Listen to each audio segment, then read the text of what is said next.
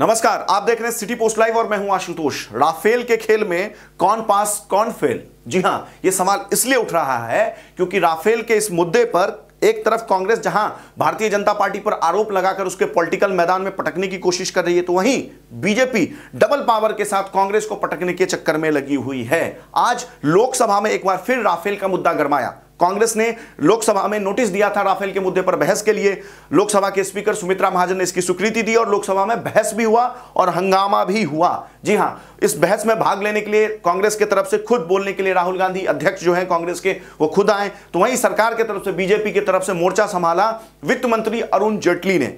दोनों पार्टी की तरफ से एक दूसरे पर आरोप प्रत्यारोप लगा, लेकिन यह निर्णय नहीं हो पाया कि राफेल के डील में कौन पास है कौन फेल है। जाहिर सी बात है कि राहुल गांधी हर बार की तरह इस बार भी उन्होंने आरोप लगाया कि मोदी सरकार और प्रधानमंत्री मोदी ने राफेल के डील में जो स्वदेशी कंपनी थी उससे उसका हक छीन करके, या यूं कहे कि उसके हाथ से डील छीन करके अनिल अंबानी की कंपनी को और फ्रांस की कंपनी को दे दिया। वहीं वित्त मंत्री अरुण जेटली का कहना था कि कांग्रेस इस डील पर एक तरीके से देश की सुरक्षा के साथ खिलवाड़ कर रही है। दोनों ही पार्टी के नेता ने क्या क्या आरोप लगाया, मैं सबसे पहले आपको वो दिखाता हूं, उसके बाद हम इस मुद्दे पर क्या क्या हो चुका है इस पर बात करेंगे। I understand that they are very terrified of this type of thing. Are you authenticating the tape? So, ma'am, I will not play the tape.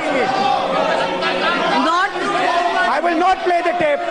If it makes you happy. This man lies repeatedly. He lies 5 times a day. ये झूठ है, इसलिए आप authenticate नहीं करना चाहते। आप authenticate करिए। अगर आप मानते हैं ये सच है तो ऑथेंटिकेट करिए। आप डरते हैं कि ये झूठ है, इसलिए आप ऑथेंटिकेट नहीं करते। तो देखा आपने कि दोनों ही पार्टी के नेता एक दूसरे पर किस तरीके से हल्ला बोल रहे हैं। दरअसल पूरा मामला ये राफेल का ये है कि राहुल गांधी ने सबसे पहले आरोप लगाया था कि राफेल डील में गड़बड़ी हुई है, पीएम मोदी के इशारों पे गड़बड़ी हुई है और अनिल अंबानी के कंपनी को इसका फायदा पहुंचाया गया है। इसके बाद यह मामला सर्वोच्च न्यायालय तक पहुंचा। सुप्रीम कोर्ट के जज ने चीफ जस्टिस के नेतृत्व में यह फैसला दिया कि इसकी ये जो पूरा डील है इसमें कोई गड़बड़ी अब तक नहीं हुई है, पूरी पारदर्शिता बरती गई है। इसके साथ ही सर्वोच्च न्यायालय ने जितनी भी राफेल डील के खिलाफ याचिकाएं लगाई गई थी उस सभी याचिकाओं को, जनहित याचिकाओं को खारिज कर दिया। इसके बाद इसको हथियार, इस सुप्रीम कोर्ट के इस फैसले को हथियार बनाकर बीजेपी जहां बैकफुट पर थी, डिफेंडिंग थी, वहीं बीजेपी इस पर फ्रंट फुट पर खेलने लगी। बीजेपी ने सुप्रीम कोर्ट के इस फैसले के बाद कांग्रेस को ही घेरना शुरू कर दिया। बीजेपी ने कांग्रेस को आरोप लगाना शुरू कर दिया कि वो प्रधानमंत्री मोदी की ईमानदारी पर सवाल उठा रहे हैं। इस फैसले के बाद लगातार बीजेपी कांग्रेस पर आरोप लगाती रही, तो वहीं कांग्रेस बैकफुट पर चली गई थी। लेकिन आज जिस तरीके से सदन में बहस हुआ, राहुल गांधी जिस तरीके से एक बार फिर अग्रेसिव हुए, उससे यही लगता है कि 2019 का चुनाव से पहले यह मुद्दा शांत होने वाला नहीं है। इसके साथ ही शिवसेना ने भी, जो भारतीय जनता पार्टी के सहयोगी है, उसने भी आज जेपीसी की मांग जो राहुल गांधी कर रहे थे उसका समर्थन किया। अब जेपीसी क्या होता है ये मैं आपको समझा देता हूं। जेपीसी होता है ज्वाइंट पार्लियामेंट्री कमेटी। इस कमेटी के पास कोई भी किसी भी सरकार से रिलेटेड कोई भी फैसले को इन्वेस्टिगेट करने का, यानी कि इंक्वायरी करने का पावर होता है। इसमें 10 लोकसभा के सदस्य होते हैं जो सभी दलों से लिए जाते हैं, तमाम दलों से।